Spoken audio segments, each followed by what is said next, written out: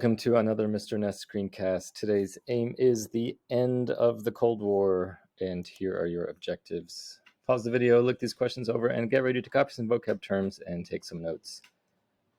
The script and slides for this video were created by my former student Galib Wadoud in 2023. Thanks, Galib. Nice work. So recall that after World War II, the US and USSR stood together as the two premier superpowers, but they both had opposite ideologies. The Soviet Union was communist while America was capitalist.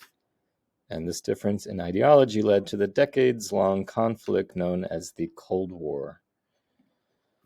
Towards the end of the Cold War, relations between the Soviet Union and the US gradually got better, coupled with the Soviet Union's deteriorating authority and control over its citizens.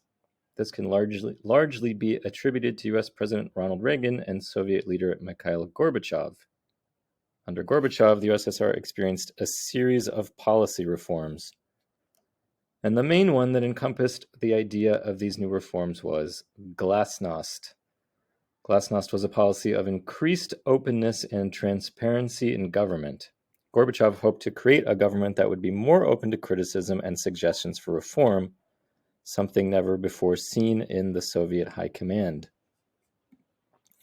Along with glasnost, Gorbachev also instituted perestroika, a policy of economic reform intended to increase labor efficiency and help the Soviets keep up in an increasingly competitive global market, primarily driven by American growth.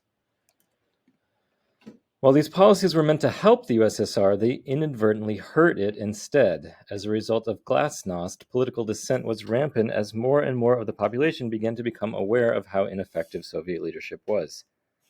Allowing criticism of the government made it so that the public could now freely protest against the administration and its corruption. In addition to political upheaval, the Soviet economy was also lagging behind and faced many difficulties, such as an inadequate standard of living and poverty. In Germany, on the other hand, the country had long been divided by the Berlin Wall. Built in 1961, the wall divided East and West Germany, but as a result of Soviet economic stagnation and a more hands-off approach in dealing with political uprising, a growing movement of Germans called for the wall's removal. The wall had divided entire families and communities, and East Germans were angry that they had such poor living standards compared to those living in the West. Finally, in 1989, the government of Communist East Germany was overwhelmed by protesters, and the wall fell, leading to the reunification of Germany a year later. The fall of the Berlin Wall served not just as a symbol of the triumph in Germany, but throughout the entire world, the triumph of capitalism. It signaled the victory of capitalism over authoritarianism and communism, and inspired many nations in the Eastern Bloc to declare independence themselves, effectively ending the Cold War. As the USSR crumbled, the leaders of America and Russia at the time, George H.W. Bush and Boris Yeltsin, overlooked the duty of ensuring that there was a peaceful and clean transition into a new Europe. While both leaders are to this day highly controversial, notably Yeltsin due to corruption in the new Russian economy as well as his numerous wars in the Caucasus, their impact on modern geopolitics is undeniable. Bush worked to negotiate the reunification of Germany and ensure stability in Europe, with his foreign policy widely regarded to be a success, while Yeltsin transformed Russia from a land that only knew authoritarianism into a capitalist democracy.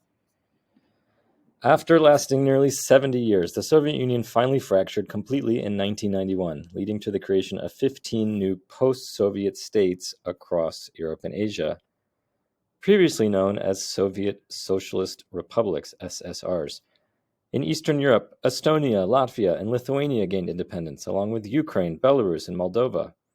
And across Asia, the nation-states of Georgia, Armenia, and Azerbaijan were granted sovereignty, as well as the newly formed countries of Turkmenistan, Tajikistan, Uzbekistan, Kazakhstan, and Kyrgyzstan. Now it's time to review the objectives, and if you don't know the answer to any of them, rewind the video and look again. I will see you in class. Bye, students. Thanks, Galib.